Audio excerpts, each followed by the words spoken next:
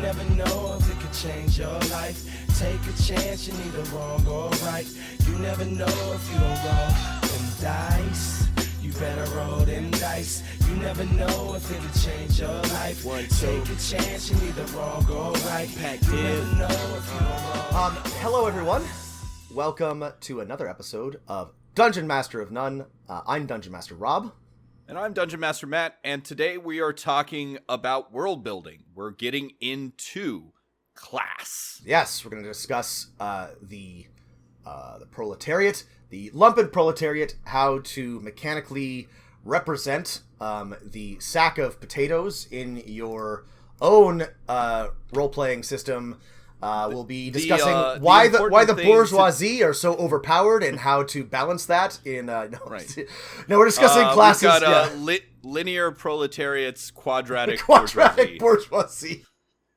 The important thing to remember, Rob, is your class is determined by your relationship to the material components of spellcasting. Exactly right. And by greater distribution of bat guano, you can balance the classes more equally, and it's critical to make sure that diamond dust is controlled by the greater number of classes. Yeah, we're making a joke about this, but I did run an adventure where players rescued slaves in a bat guano mine for a wizard. I mean, we actually did we have this conversation on the pod? I think it wasn't, but like I think that like.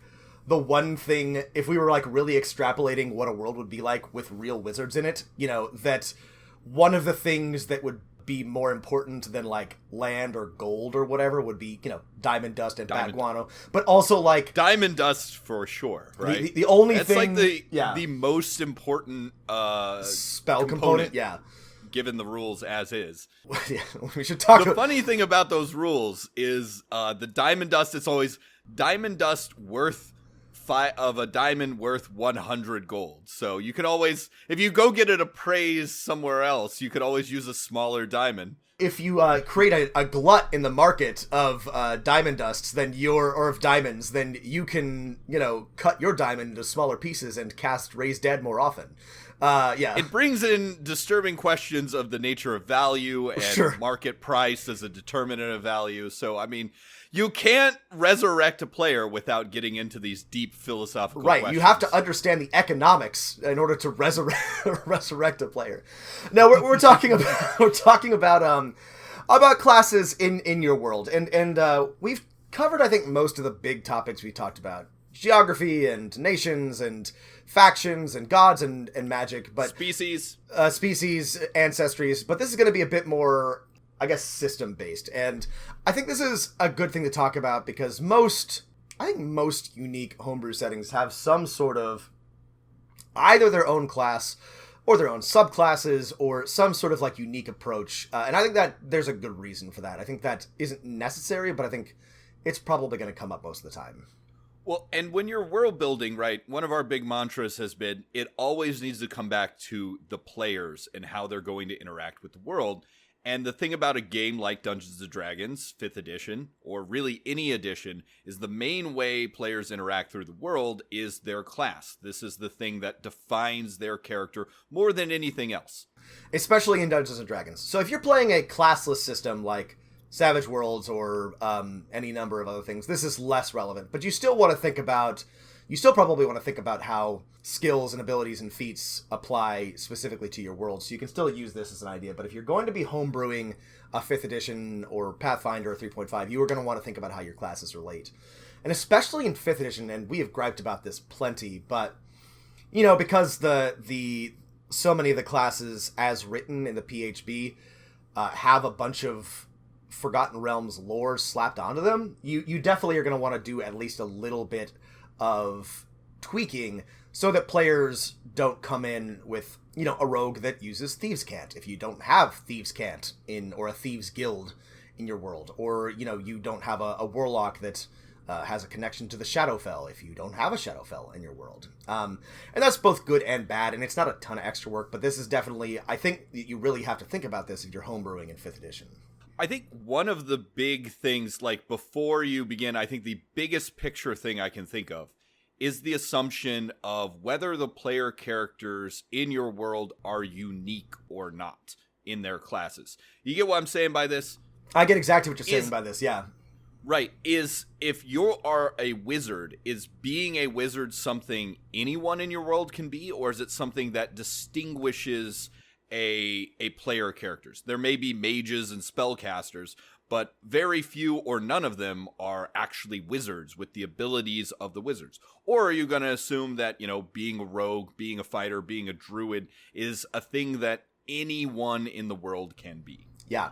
And I think the best, this is going to come as no surprise, but I think a really good example of this is, of course, Eberron.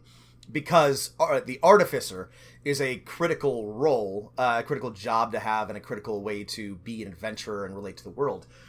But not only as in a warrior or a fighter or a high-level adventurer, but also in just sort of like the functioning of the world. So I loved how they had the NPC mage right? This is a person who's basically just like a laborer, a craftsman, a skilled worker who can do like sort of like the mending, the basic repair stuff, so that that made sense within the world, right? Because Eberron was so based on mage tech type stuff and, having magical items and being able to repair and reuse them. But it didn't make sense for there to be artificers on every corner, but it made sense for there to be a mage maybe on every corner.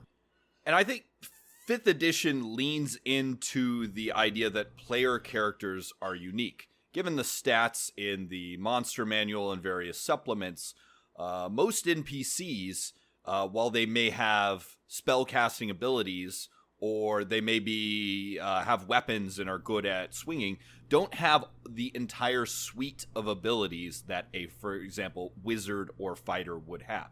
Meaning that your characters are the best spellcasters for their power level, or the best person at arms for their power level. And I think there's a trade-off there if you decide, the players' classes are unique or they're things that exist for everyone in the world.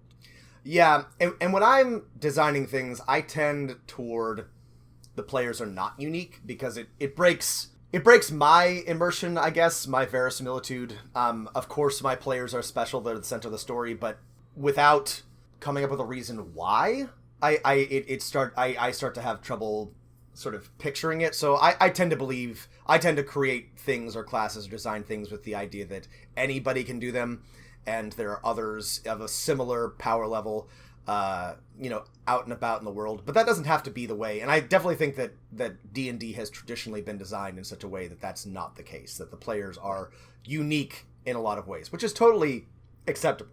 Right. The trade-off is a certain sense of verisimilitude versus, really making your players feel powerful. I think the best compromise is to, sort of go with the assumption, right, at least for me, right, that these classes are accessible to anyone in the world. And while most people will be commoners or might have some minor powers, when players encounter a powerful NPC chieftain of a barbarian tribe, they're going to be a level 5 barbarian. Yeah. Not all their abilities are important for you to stat out, but I think that's a useful guide. Thinking about this specifically, in other editions, the way that this was balanced was that the players were assumed to have better magical assistance in the form of items, or they would, stats specifically. So they might encounter somebody of an equal class level, but they would be more powerful because, of course, they're adventurers and have, all that under their belt. So this brings me to sort of an interesting question, and this really wasn't exactly what I had in mind, but we might as well address it. So NPC classes, Matt. So 5th edition has done away with these entirely? Yeah, that's true. They're not sort of. They brought them back in an unearthed arcana about sidekicks, right. But specifically relating to sidekicks and not to NPCs in the world. So if your first encounter with role-playing games or D&D is 5th edition, briefly, in previous editions there was usually some sort of analog to the adventuring classes that was an NPC class. So instead of a cleric, you had an acolyte. Instead of a fighter, you had a warrior.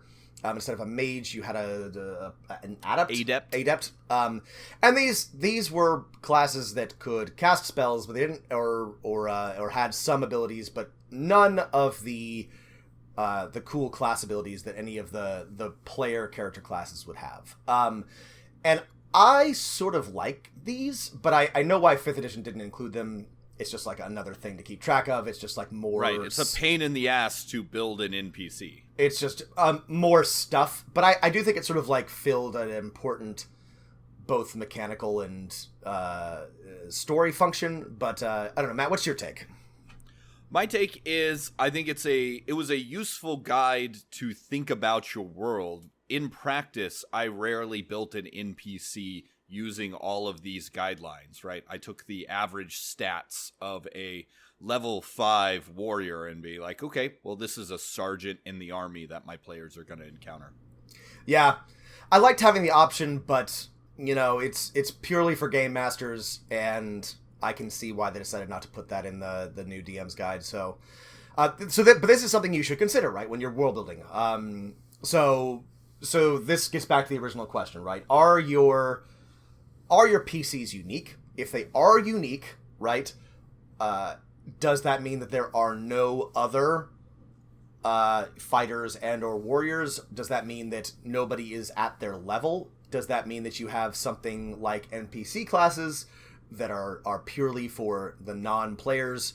You know, decide how these classes are going to present in your world. So like I've said, it doesn't make sense to me that only these 4 to 6 people can engage with these traditions. So they're the only ones who ever get action surge. Yes. Right? So both from like a balance standpoint and also from just a world standpoint, I don't like that. But you can do it that way. And especially if you're trying to tell a more, you know, Final Fantasy Warriors of Light heroes story, you can do that. But you should know, right, I guess is what we're getting at, when you're world building, if there are other fighters out there, if there are other wizards, if there are other sorcerers and warlocks, and if so, you know, what's their relationship to the world?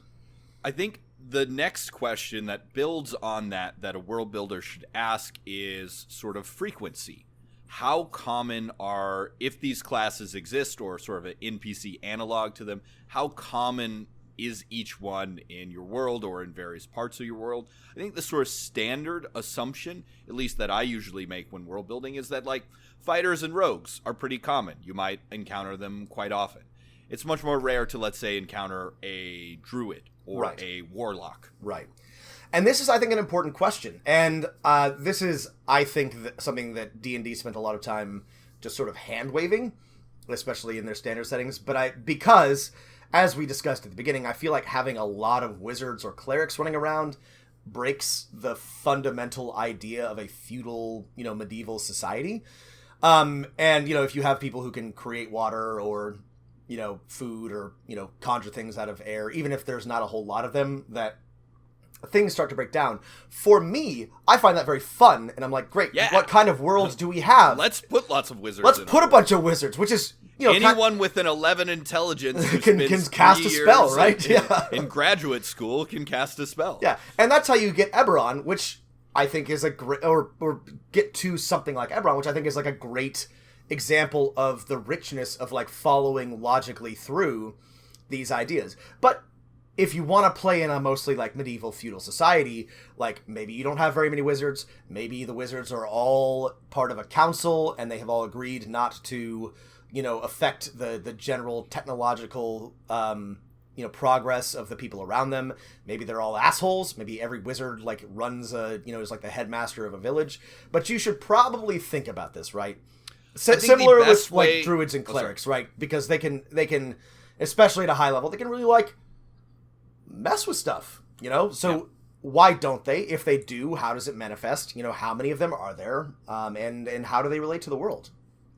I think the best way to sort of systematize this to make your world building experience easier is to sit down with the list of classes that you're using in your campaign and say, you know, are these classes common, uncommon, you know, extremely rare? Right. This is useful for your players because if a player picks a paladin, they would like to know, probably, whether there is in the starting city an army of 1,000 paladins, or whether paladins are unique, anointed ones of a god, and there's only ever a dozen, right? Each Right. A special champion, and that when NPCs meet a paladin, are they like, oh well, man, every paladin corporal in the army is a paladin, Yeah. or oh holy shit, you're a divine appointed one. Here, can I fetch you some wine? Right, and this is largely beneficial for the players because they probably want to know how common or important or significant is their class, and how will they relate to others. Paladins is a good example because if they're tied to a specific god or warrior tradition, they probably want to know that. If they have a relationship to clerics of that god or clerics of other faiths or to sorcerers and warlocks, that they should know Are that. paladins in charge of the clerics of the church, Right, or are they right. their sort of people at arms servants, right? And look, previous editions Who takes orders from whom? Previous editions of D&D had a lot more restrictions on this, and other RPGs have a lot of rules surrounding classes and traditions, and frankly, I find this super annoying. But, if it's important to your world, that's okay. You just need to make sure that you've decided that ahead of time, and plan that out, and made your players, fully aware of that. And that's totally cool and functional, but you should make sure that that they're coming in and knowing that, a paladin isn't just a holy warrior, it's somebody from this specific warrior tradition from this city in your world. We are warriors, born from the light, an army for freedom, defenders of life.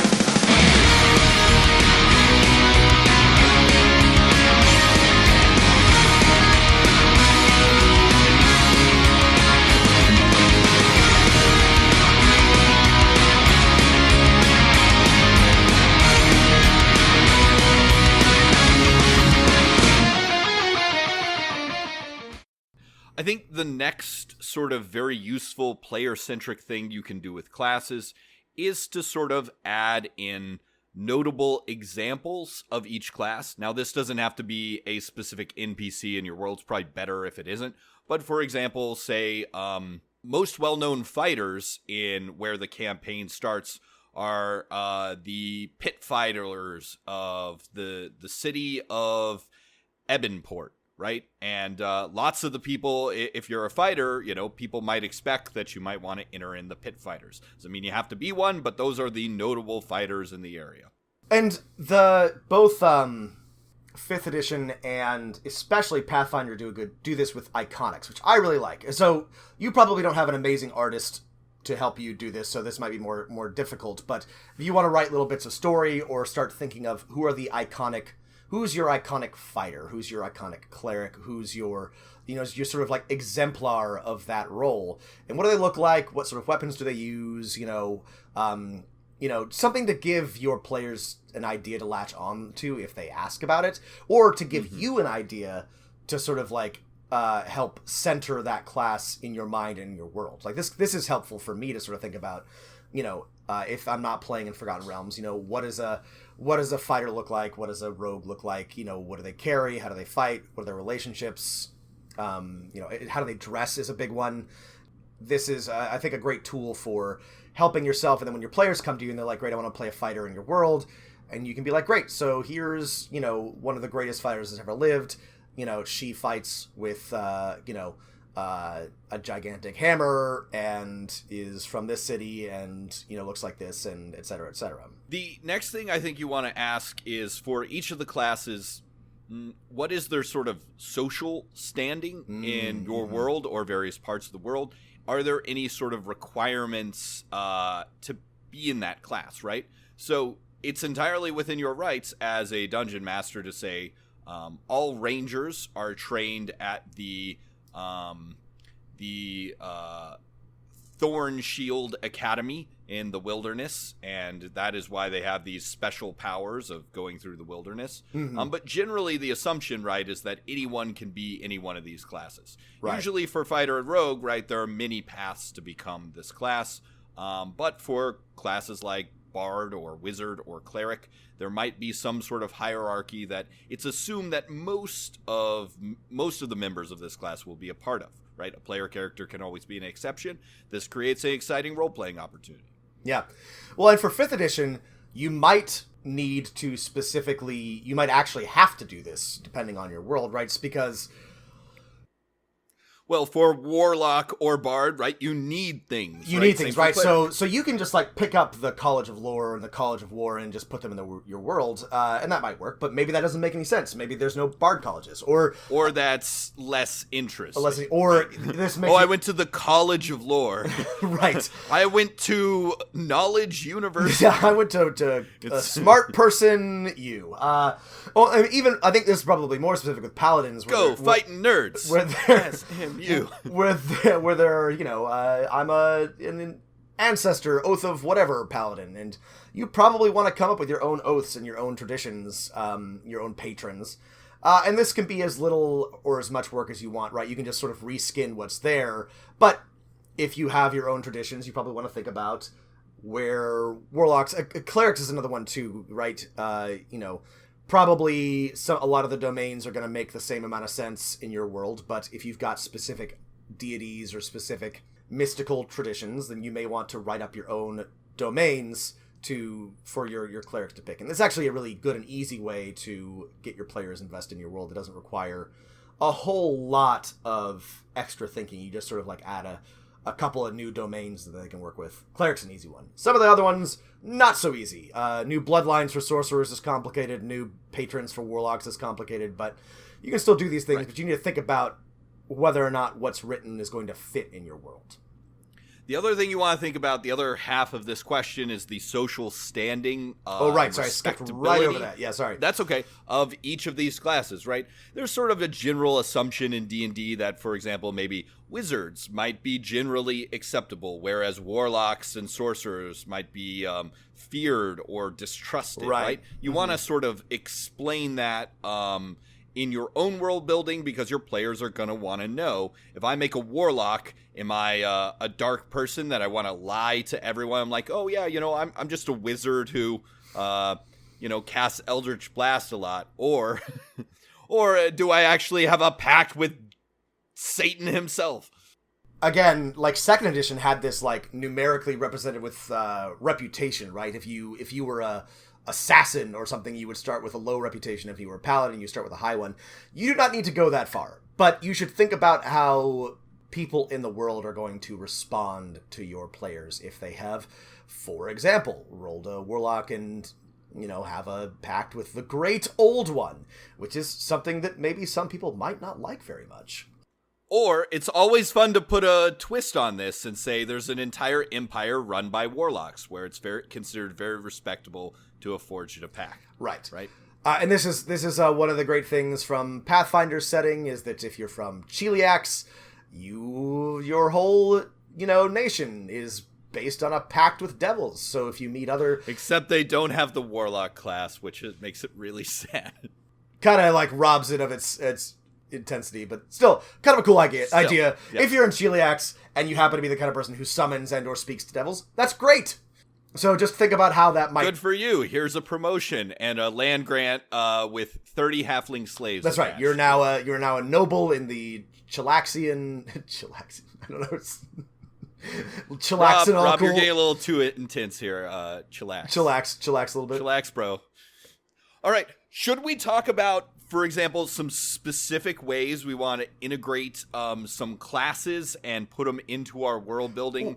Yes. We love teaching by doing. Yes, I do, but I want to. There's one last topic I want to bring up before we go. So this is an interesting one to me. So, new classes and or subclasses. So this is Matt and I have already in other podcasts talked about how I think this is a big trap for beginning DMs and or homebrewers and or world builders. But do you think there is a need for new classes, or how should you approach that? So again, Eberron is a great example here. The Artificer, terrifically well designed, very important, very unique, right?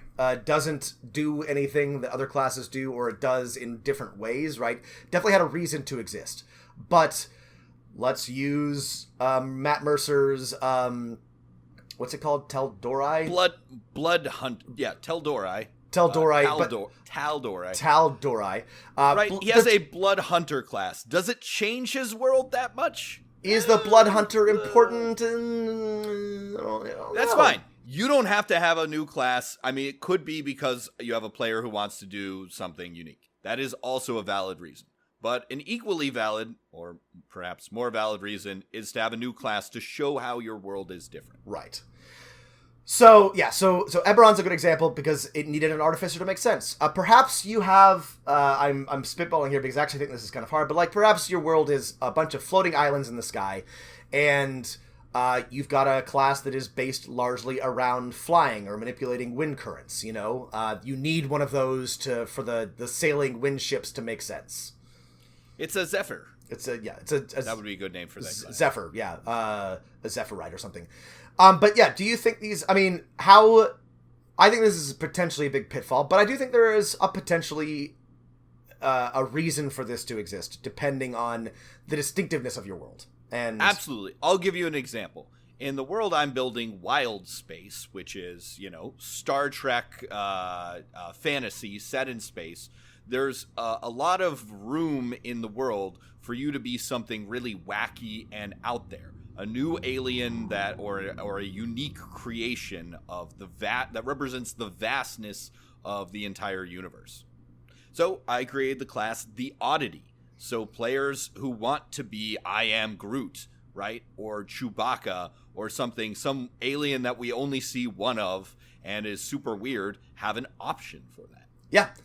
I brought this up specifically because I was thinking of that. In previous editions, you also had a counselor or something that was like a little bit of a warlord a consul, which I'm reworking to just be a warlord because ship command and sailing on starships is super important, and I think we would want someone to do that who isn't just a magic user like a bard, right?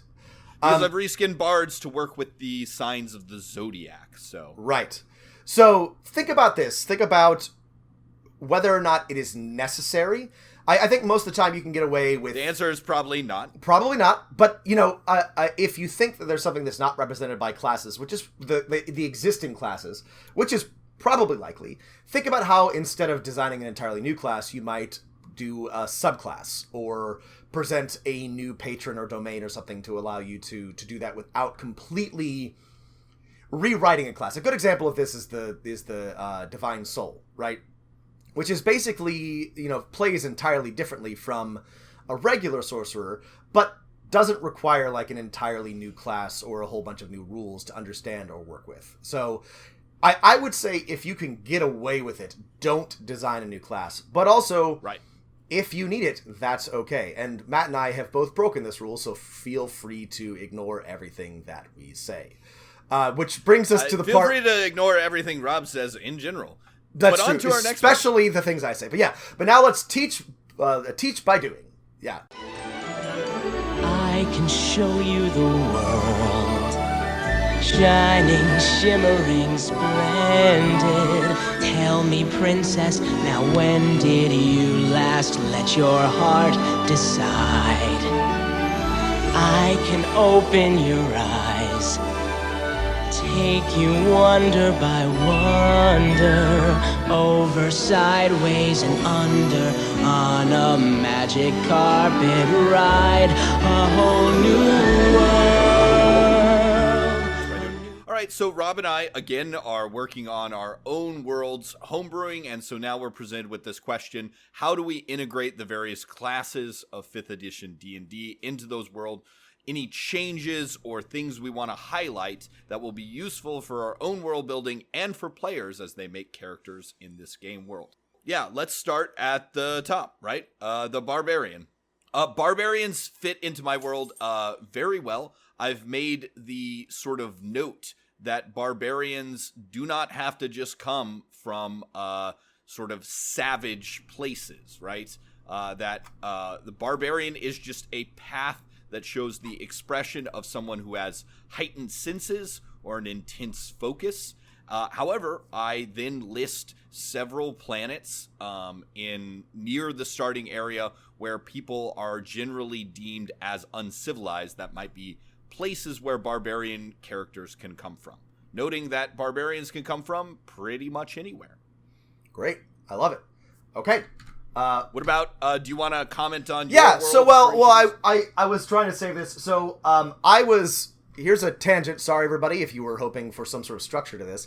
I was rightfully called out by one of our listeners on Twitter, whose name I have forgotten, and I apologize to whoever did it, who pointed out that I had broken my own rule, and that my world was just sort of like a reskinned.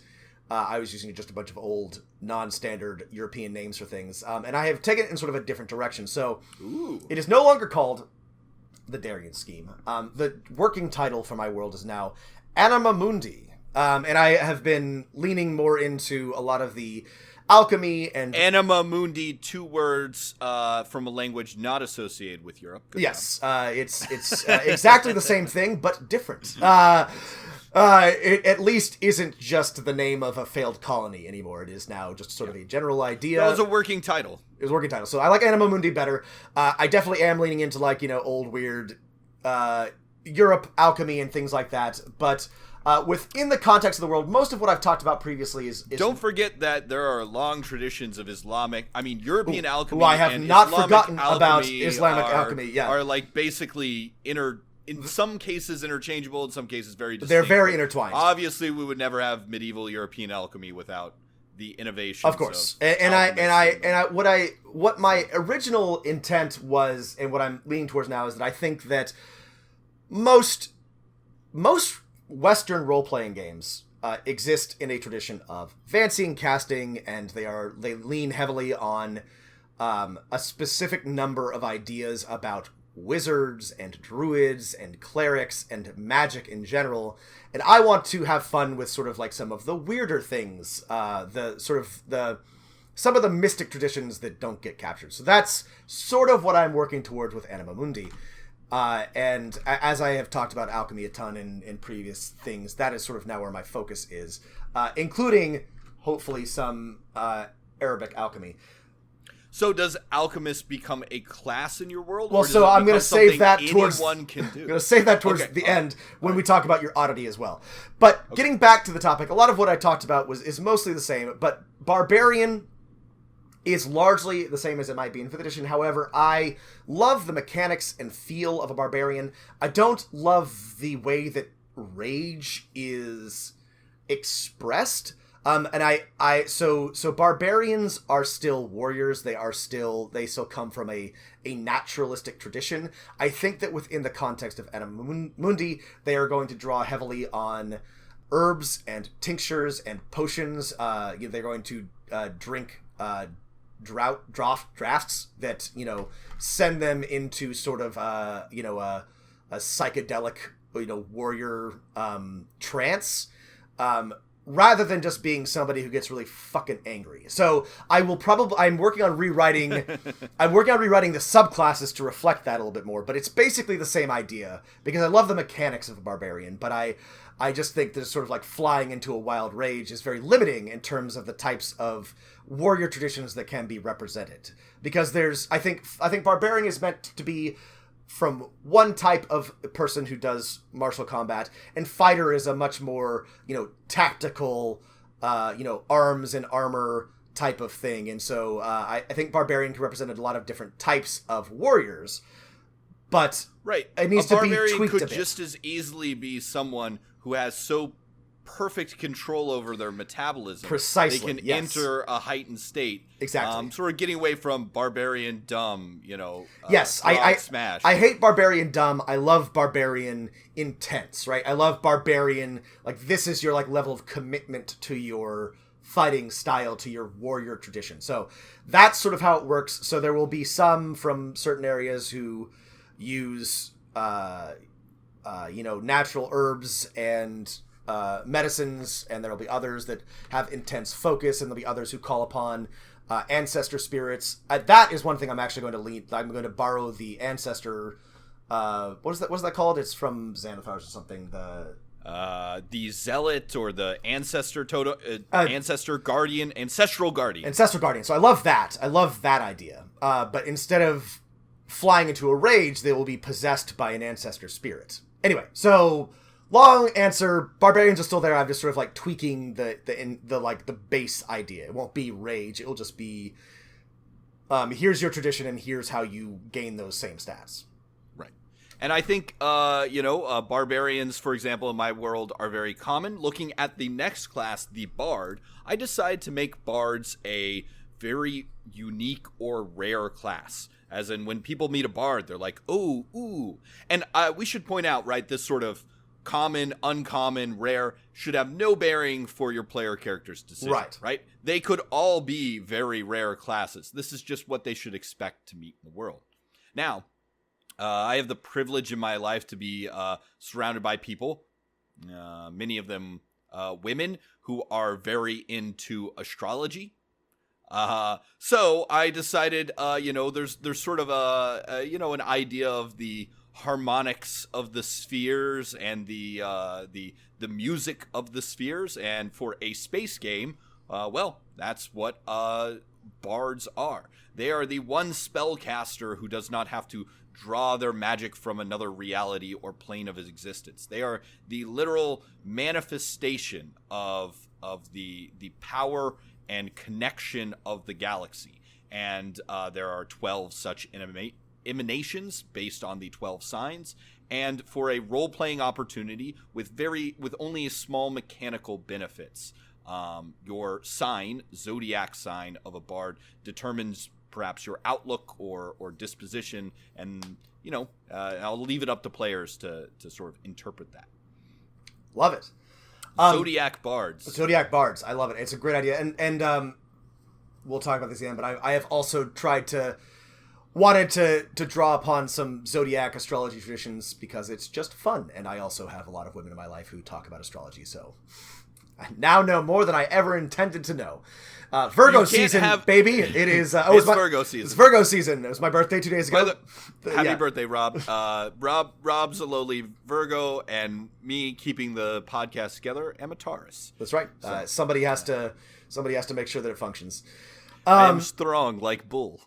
There's a rule for, I think, dungeon masters and world builders. You can't be around people talking about a specific type of nerd shit without wanting to incorporate it in your game. It just brain. Seeps into your, it's really a problem. So bards in my world, when Matt talked about this before, I didn't have an answer because I had all these magical traditions. I now have come up with something, and I have always loved the idea of a bard as an orator, as a charismatic speaker in sort of the the preacher sense, like somebody with such presence, who sort of commands attention and even manifests divine will through the strength of their speaking. So bards are sort of their own mystical tradition. They can play instruments, but their core is no longer playing like a lyre. It's just speaking, doing poetry. Basically, they speak magic into existence. Precisely. And they're not divine, but neither are they arcane. They sort of have a relationship to the world soul, to the anima mundi, and just sort of by the sheer force of the personality are able to manifest magic, right? And in the beginning was the Word. And the Word was a bard. So they might play music, but mostly they will speak, they will give oration, they will do poetry, they will sing, and by doing so, they inspire others and change the shape of the world and bend things to the will. So bards are also rare in my world and very powerful and also very feared. A bard, which I may change the name of, is somebody who can subtly influence people, who can sort of change the fate of history. If not, a bard being born in a peasant village is like that episode of the Twilight Zone. Right. It's somebody if not sends people off to the cornfields. If not well regulated, can use their powers for great evil, which I think is something that is not well recognized in D&D, because the powers that a bard has of persuasion and manipulation and control are quite sinister. But because they're presented as fun guys with lutes, you don't really get into that, but I think that a bard as written can be quite terrifying. I'll see how this stands up to your first player character who's a bard, who's just personality begins and ends with the word horny. Yeah, so, well, have fun. That's the thing. I have an idea of how the bard will go, and nobody will cooperate with me, so whatever. It's fine. Yeah. The key is just to put an evil bard NPC in quite early, and yes. they'll be like, oh, okay. What about clerics? I think we talked enough about I think we clerics. talked about clerics, about gods and things, world building. So should we talk about druids? Yeah, I think I talked a bit about druids last time, but nature magic is more important, and I haven't written this out specifically in the world of Anima Mundi, but I want there to be more emphasis on both the phases of the moon and also the day and night. So I think I'm going to lean heavily on sort of diurnal and nocturnal druids, and they will have sort of different powers and different strengths at both different times of day and different phases of the moon, but not so much that it really affects anything. I just want it to sort of thematically be important that you are, because there are faiths of the sun and there are faiths of the moon, and so you are a druid based on these sort of grander traditions, based on sort of the presence of certain celestial bodies. Take the 3 druid subclasses and assign one to the druids of the new moon, the druids of the full moon, and the druids of the changing moon. Ooh, I love it. I might just do that. I do want to write some new abilities and sort of emphasize certain things, but it shouldn't be a very big lift. I just want to change these subclasses so that they reflect a more... I want druids to be less... In Anima Mundi to be less, I speak with squirrels, and more I, manifest the power of the celestial bodies and nature as it is. Might do a druid of the tides. That would be fun. Based on, whatever, how the tides are in relation to the moon. But yeah. How are druids in space? Druids tides in do be like that. Space! So, one of the core abilities of the druid that instead of fighting against, I decided to keep, right, is that druids can all speak with each other. And this is super important, right, in a game in space where you travel to different planets and you may not know how to speak with people. Obviously, there's the comprehend language thing, and that's probably going to be a common magic item. But the cool thing about druids is that no matter whether you're on an uncontacted planet in a backwater corner of the galaxy or in, whatever equivalent I come up with of Coruscant, druids are all part of one organization. And I've decided that, correctly or not, druids believe that the galaxy itself, the meta-druid, is a single living organism, and that the druids themselves are some sort of, antibodies, white blood cells that should control the shape and evolution of the galaxy. And I think one fun way to make your classes more interesting in the world is to add some factions to your class. Players don't have to decide what faction they're a part of right away, but for example, the druids of my world, some of them are traditionalists that perhaps oppose sort of technological progress. Others believe that, maybe space travel and communication between different parts of this organism are a bad idea that will spread the macro equivalent of viruses, and would like to stop all this. And there's probably some factions in between. I love it. Okay, let's talk about... how common are druids? Druids are, I would say, somewhere in the middle. Yeah, in Anima Mundi, they are uncommon. Sorry, they're not uncommon. They're actually, I suppose, for PC classes, common. Most traditions have them. Most people groups need them to, make crops grow, and just generally, it's a relatively simple thing to become a druid because of the power of these forces. Okay, fighters. Matt, where do fighters fit into wild space? Fighters fit into wild space as exactly as they do to the regular sort of D&D. The one thing I want to do is to, encourage players to be fighters, is to think, fighters can come from almost any tradition. They may be soldiers, they may be mercenaries, they may be weapon masters. I think the best thing you can do with something like fighters is to add lots of traditions, right?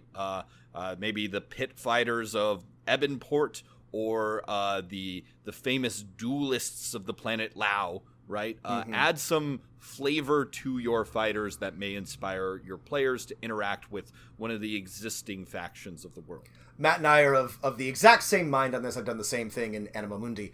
There are very few standing armies in the world of Anima Mundi. Most warfare is fought with mercenaries or small corps of factional fighters. There are many different guilds and traditions. So the fighter is very much the same, but you might come from a tradition of of shield breakers or of duelists or of great weapon masters, or you might be a tunnel fighter. Or I love fighters. I'm a big fucking fighter nerd. I've always liked fighters, and so I will write up I will tweak the existing subclasses and then add some more because and I will add a lot more flavor to them so that they are more appealing the same way. But right. I think that you should definitely add factions and add flavor and add different and interesting warrior traditions. I don't think this is too hard to do without. I think it's harder to break the fighter than it is some other classes, and you can do this without getting into trouble, I think. Yeah. I think the same, not to get a little out of order, I think the exact same sort of principle applies to rogues. I think both Rob and I are assuming that for NPCs, rogues and fighters are probably the two most common player character classes, and the best way to really give them some more flavor in your world is to add lots of examples, organizations, groups, and exemplars of those classes in your world. Right. And thinking of it through, rogues, we might as well just talk about rogues now as well. Yeah. Rogues in Anima Mundi includes also certain types of scouts and bodyguards, bouncers, spies, things that you might be a fighter for, but maybe you're the kind of person that just sort of like fits better as a rogue. There's plenty of criminals, doing thievery, but also, fighting on the decks of ships and things where it makes much more sense to be lightly armored and quick. And so there's a lot of rogue traditions. There are some thieves guilds, but there are also, coalitions of spies and pirate associations and all sorts of things from which you can draw your roguish inspiration. All right, should we talk then, if we've done rogues, let's see, next up on the list is monks. I think one of the interesting things you can do in your campaign, right, is always say, like, monks are the most common martial class, not fighters, right? You can, which is super interesting, and I think would make sense in a lot of settings. Where do monks fit in wild space, Matt? So this is one I have very little notes for, but I've decided that monks are very much embracing the sort of 4th edition idea that monks are, in fact, psionically awakened people. So monks are associated with traditions of the mind, of which there are many factions, both good and evil. So monks are people who have psionic powers, which is manifest in the thing they call ki. So, yeah. In Anima Mundi, we're sort of like assuming all of these mystical traditions have real, consequence and weight within the world. So if we've got alchemy and astrology, then of course, Qigong and Qi magic would work just fine. So monks are very much able to channel their inner, power and understand their bodies. And I don't think all of them are going to come from the same tradition. And in fact, I think I'm going to write up some extra ones. I love sun monks, so I'm just going to sort of like grab that and reuse it. Laser fists are awesome. But I think monks are relatively uncommon, but not unheard of, and that they work mostly pretty well as written in 5th edition. So I'll make some tweaks for fun, but those fit pretty well in the world of Anima Mundi. I'd like to talk about perhaps the 3 arcane classes together. Good idea. To save That's us time. A good idea. The sorcerer, wizard, and warlock, right? They are all arcane casters, and I think this is actually some of the most difficult world building you can do with classes, because there's a lot of overlap here. There's a lot of overlap. They get mostly the same spells, right? They're all identified as arcane spellcasters. What's a dungeon master to do here? So, Matt, I'm just gonna jump in. Because I've been thinking about this a lot. So I actually struggle the most here with wizard, because I have a strong tradition of alchemy in my world, and alchemy functions much the same way, right? You have material components, and you sort of have the more academic, arcane, regimented, logic-based magic that a wizard has. So I haven't exactly decided if there's going to be both a wizard class or if the alchemist is going to be a subclass, but Wizard is the one that I still haven't decided. I may just leave it as is. Sorcerer and Warlock are actually kind of fun for me. Sorcerer, I think, can stay mostly the same, but I will create entirely new bloodlines, which I think is fun and relatively easy to do. Similar for Warlock, I'll leave mostly the same, but create entirely new patrons that reflect the sort of like the nature of the world. And I haven't decided on those yet, but those I think can stay mostly the same. And you can just change some things to reflect what's different about your world. Matt, how about you in Wild Space? Yeah, in Wild Space, I've decided to lean into, I think, what my players will come in with their basic assumptions, which is wizards are the more known quantity here, whereas sorcerers and warlocks might be feared. It's not a bad conceit, right? People who pick a warlock usually want to be a little scary or creepy, right? Yeah. So sorcery and warlockism are associated with sort of evil other forces, whereas wizardry, well, there's an evil empire that makes use of lots of wizards, is a little more known and safe. I've distinguished my spellcasting into a bunch of different types depending on which direction you draw energy from what plane of existence to another through the material plane. And all three of these draw their energy in the same sort of way, just through different means. So I've gone basically with the basic assumptions of the player's handbook here. Okay. Let's talk real quick about the what used to be the half casters or third casters, the paladin and the ranger. So I had a lot of fun with the ranger here. In a game of space exploration, I've decided that rangers are in fact a very common class, right? And I've tried to, in my flavor that I'm presenting to the players, downplay for the most part the idea of a ranger as Aragorn protecting the Shire, and play up the idea and potential of rangers as explorers and scouts of the unknown, as leaders of ships and things like that. They're the kind of, I mean, who of all the classes, which one would you most want to land on a hostile alien world? Sure. Well, and I don't know whether or not you've leaned into this, but Horizon Walker is perfect for this. You know, Horizon Walker is just like a great ranger subclass for a ranger that isn't a woodsman, but is instead an explorer or an adventurer. And also, Horizon Walker happens to be my very favorite subclass. It's not very powerful, but I think it's so much fun. It is super fun. You will have a fun time as a Horizon Walker in my game because you'll get to use all those powers, except for being about other planes for other worlds. Right.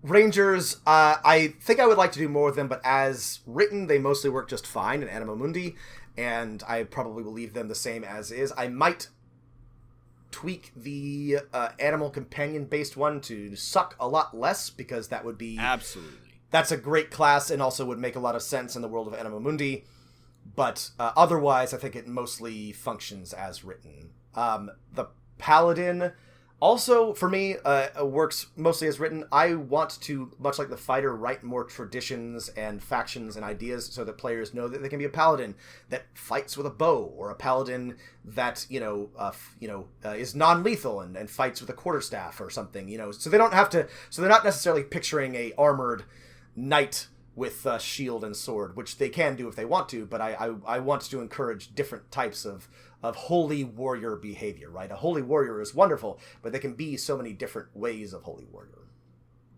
For me, what distinguishes in my campaign world a paladin, for example, a cleric, is that a paladin has been chosen by some god or religious thing, anointed, if you will, in probably an official act that has to happen in your character's backstory, or has to happen if you want a multi-class, to accomplish or do some specific task. And there is a very, very small number of paladins in the world, and if you ever meet one, it's super scary, and if paladins ever turn evil, that is a cause for global catastrophe.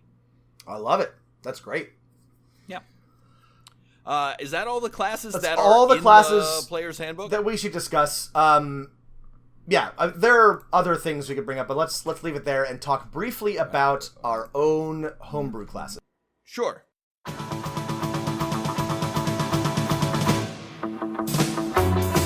Well, I saw the thing coming out of the sky. It had a one long horn and one big eye. I commenced to shaking and I said, ooh-wee. It looks like a purple people eater to me. It was a one-eyed, one-horn flying purple people eater. A one-eyed, one-horn flying purple people eater sure looks strange to me. So I've got too many new classes irons in the fire, and probably only 1 to 2 of them will actually make it into my final document. The first one is an oddity, which is a constitution-based class that is really the most grab-baggy class of all time. Imagine the warlock, where you pick invocations every level, but a non-caster version of that, where your abilities are supernatural in nature.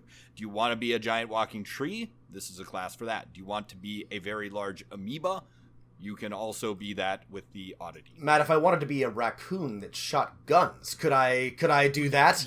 Yes, Rob, you would pick as your origin awakened creature, and then you can do this. So this is a difficult class that breaks some of the basic assumptions of the game, in that you don't pick a species because you are supposed to be a unique thing. And so the class has to, incorporate the normal abilities that you would get as a species into its first level. But, there are a bunch of different options. Let me see. What are the options? The origin and the core.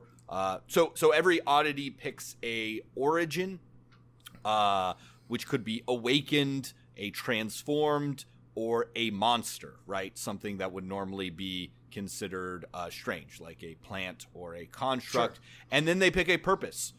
Is their purpose as a living weapon, a living spell, or just a survivor of some kind? Matt, I think this is great, and I this is definitely a tricky one, and I understand your challenge, though I think you're right that this is something that's sort of like needed in a wacky space exploration, high adventure type game. It reminds me a bit of the Summoner in Pathfinder, which was a sort of like a grab bag of abilities, and you could sort of design your own summoned creature to be all sorts of different things. Except you're just designing yourself, right? Right. Oh, do you want pseudopods? Well, then pick the pseudopod ability. And do you want regeneration? Well, then pick that. And it seems tricky, but I it sort of worked then, and I think this could definitely work. It's just it's a lot to cover. So I went to I started as what are the examples from popular fiction? Like, for example, Groot would be a monster subtype plant and a survivor. River Tam would be some sort of transformed as an experiment and a living weapon, right? Rocket Raccoon is an awakened living spell, right? He has sort of spell-like abilities and his mechanical fixiness. Gleep and Gloop from the Herculoids, they would be an ooze. We all love those Herculoids. Okay, so that's the oddity. That's one of my new classes. Do you want to hear about my other two briefly? Sure. Let me drop in my one. Sure. And we'll trade off. I've got two that I think are mostly the idea is finished, right? I've written some things down. So let's do two, and then if people want to hear more about the other classes, we can. But so I do have an alchemist, but the alchemist I have written is much more like if you have read our artificer, advanced artificer guide. It is much like the atavist. It is, we decided arcanist, is what we ended up calling it, which is a series of buffs and more subtle adjustments and based on anticipation and mystical effects. So I've removed all of the sort of like mechanistic aspects of the alchemist and focused much more on the ritual aspects of it. And I'm still working on the sort of the details of that, but that's how I have sort of envisioned the alchemist in the world of Anima Mundi. And because I'm having to rewrite so much of the core assumptions of the alchemist, it's taking some work. But that's the idea I have. And so I was very lucky that we did that work because I was sort of able to grab most of that and fix it onto the eventual alchemist class of Anima Mundi. So what's your second class, Matt? Well, I mean, I like your alchemist so far, but I think some of it breaks the fundamental law of equivalent exchange. So work on that, or there might be some dire consequences. It does break the You yes. or- Yeah, it actually Really does. So my next class is the Star Knight. So I thought I remember this. Yeah. as Bard is to sound, so should there be a person or creature that can harness the fundamental connection of the material plane via light. And I imagine the Star Knights as the rarest of classes, that they draw on some, basically space comics like Green Lantern. They can summon hard light constructs to make weapons and armor, and have the power to, fly at the speed of light or faster than the speed of light and things like that. And they were once, a Green Lantern type organization that policed the galaxy, and that each one is basically connected to the heart of a star. And there have only ever been and only ever will be as many Star Knights as there are stars. Most of them have obviously died, but there are a few left. And if you are a Star Knight, you are a very, very important person. Yeah, I remember when you told me this. They seemed really cool, and of course, light-based powers are super fun and interesting and make a ton of sense in a spacefaring campaign. So obviously this is a tricky one to balance and runs you the risk of a special snowflake situation, but I trust that you in actual mechanical terms, right, using the warlock as the base of the class with a little bit of help from the mystic, I think they're very much in line with the other class. They're basically things that make them super powerful. Their travel abilities and stuff are less than useful in a sort of traditional party-based RPG. But in the world, it's like, oh, these people can go anywhere. That makes them they might be the police force of a thing. And so in the lore, maybe an ancient alien race created the spell that keeps the Star Knights in existence. And but those ancient aliens are gone, so the Star Knights that are left with power yet no purpose. It's great. It's a compelling backstory for a character, and everyone gets a color, right? So their subclasses are different colors. Ooh, you want to be a blue one, yellow, red. So the colors are there stars. Evil Star Knights, Matt? Well, perhaps the black hole Star Knights are the most it. evil, but not necessarily.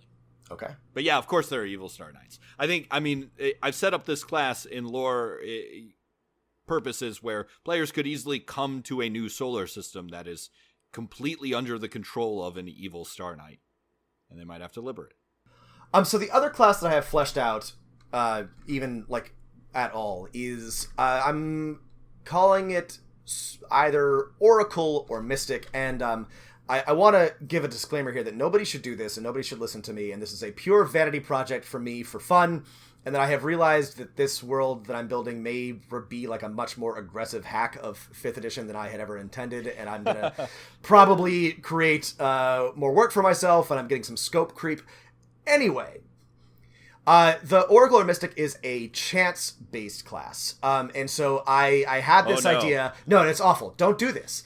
But I'm in love with the idea of a class that is based on possibly the drawing of tarot cards or or of some sort of zodiac-related, a roulette wheel, or even the throwing of bones of some sort. Some class that is largely functional but has sort of like extra add-on effects based on some random chance. And I think that works. I think that makes a lot of sense within the sort of like context of the world that I'm building. It might not be fun to play. It might be totally absurd, but I have sort of worked on some ideas that I think would be fun. This might be something that's only a Rob as DM thing. Like they may encounter enemies that are these Oracle, Mystic, fortune tellers, but I might not let players be it. So here's a funny story: is that in a Champions game I was in for a very long time, one of my friends had a character called Wildcard, who basically his powers was he sat down at the beginning of every session, and he had a actual deck of cards, and he drew a hand, and he had a big table that showed what each card or suit or combination of cards could do. and he could only do the powers. And this was a superhero campaign, mind you, so that were up in his cards. So if he wanted to blast an enemy, but he didn't have any spades, he was out of luck and had to do something else. And it was a lot of fun for him. And it works perfectly for a superhero campaign. So I feel like if designed correctly, it wouldn't be burdensome. However, it is very...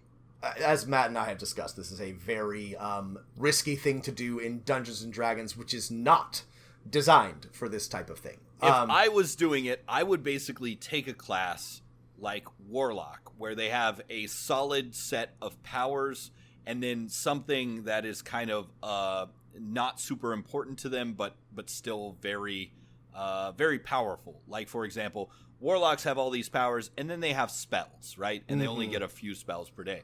And I would make the deck of cards be sort of your options for spells. And that's how I'm imagining it, is the base class is very similar to a wizard or alchemist or warlock, and functions just fine. And then the random chance, the cards, the astrological signs, is then above and beyond. It is extra. It is their